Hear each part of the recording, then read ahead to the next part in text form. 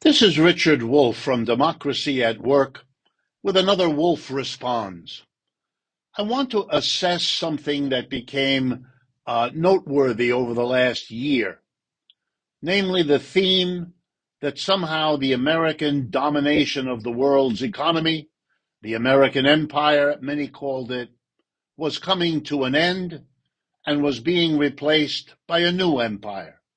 That just as the United States displaced and replaced the British Empire, that the Chinese, the People's Republic of China, was in the process of displacing and replacing the United States in terms of its economic powerhouse and strength and of its global influence. I want to look at all of that because it's important. It's important to how this country and the number two economic power in the world, which the People's Republic of China surely already is, how they're going to get along. Are they going to avoid war? Can they work out an accommodation? In order to come to reasonable decisions about those crucial questions, we have to begin by facing honestly what's going on in terms of these two economies. I don't have the time to do a comprehensive analysis. I can't look at the many variables that will give us an answer, give us the signs of how best to proceed.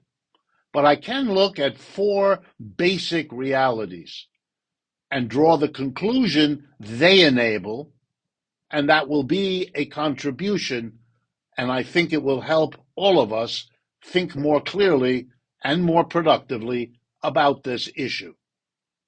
I begin with GDP, the gross domestic product.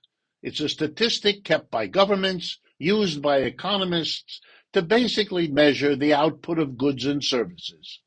If it's growing, your economy is thought to be becoming larger, more productive, and so on. If it's shrinking, the opposite. Over the last 25 or 30 years, the annual average growth of our GDP in the United States has been wavering more or less between 2 and 3%. Over the same period, the GDP growth of the People's Republic of China has wavered between 6 and 9%. That's right. The growth of output, the general growth of the economy in China has been 3 times faster than that in the United States. At first, people didn't believe the numbers because they are astounding.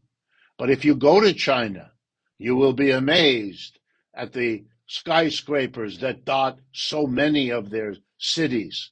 They have the fastest railroads on earth. 7 of the 10 biggest ports in the world are in China, and on and on. Their growth has been amazing. The second statistic is real wages. How much you get in relationship to the prices you have to pay. In other words, your wage allows you to buy how much.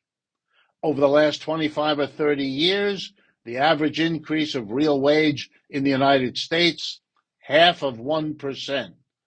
Almost no change.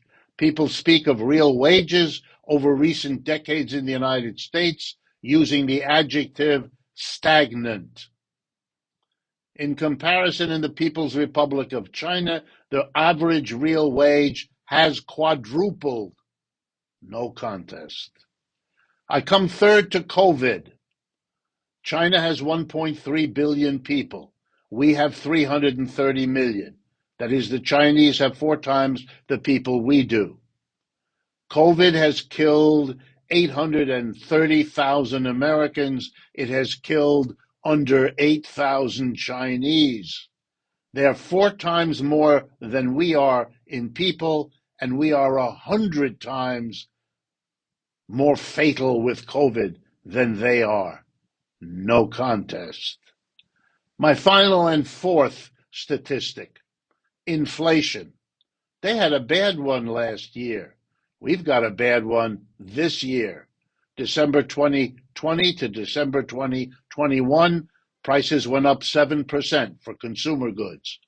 The Chinese had an even worse one a year or so ago. But then they did the same thing they did to get their GDP up, their wages up, their COVID fatalities down. They concentrated, which their government and their economic system allows them to do. They concentrated the focus of their public resources and their private resources because the government can command them both. And they commanded them to focus on GDP, wage growth, defeating COVID, and beating down the inflation. And they did all of that. By comparison, our performance is much, much poorer. And the reason is very simple. We have a religion in the United States, not the one you're thinking of, not about a church or a synagogue or a mosque. It's the religion of private is better than public. Keep the government small. Keep the government weak. Hold back from the government the support, the confidence, the taxes as much as you can.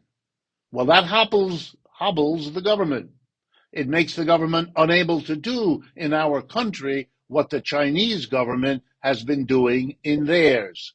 And we are paying a heavy price. Our attack on COVID, poor compared to theirs. We are allowing companies to raise prices as they see fit. And by companies, of course, I mean the 1% of our people who are employers, because they're the ones who set prices. Employees don't have that job. They're excluded from setting prices on the goods and services they help to produce. Only the employers do that. A tiny minority of the people. So when you hear that the Chinese have a tiny minority deciding the big questions of their economy, and there's considerable truth to saying that, please remember you're speaking as though the United States didn't have a tiny minority. That's incorrect. We do. But they're not coordinated. They're not unified. They're not directed by any governmental apparatus. We don't permit it. And I want you to understand the costs. There has to be an accommodation between these two systems. The alternative is war. And war would destroy us all. China is a nuclear power. And China is 4 times bigger than we are by population. Final thought. When we were a colony of Great Britain, the British didn't want to lose us. We fought a revolutionary war to break away from England, 1775 and 6.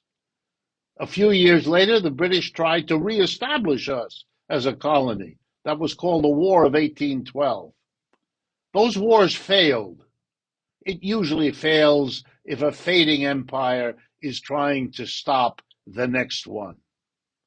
And so the British wisely decided to work out an accommodation, which did work out, and we have been allies for most of the period since then. That is a model for what has to happen now. Yes, there are other indices.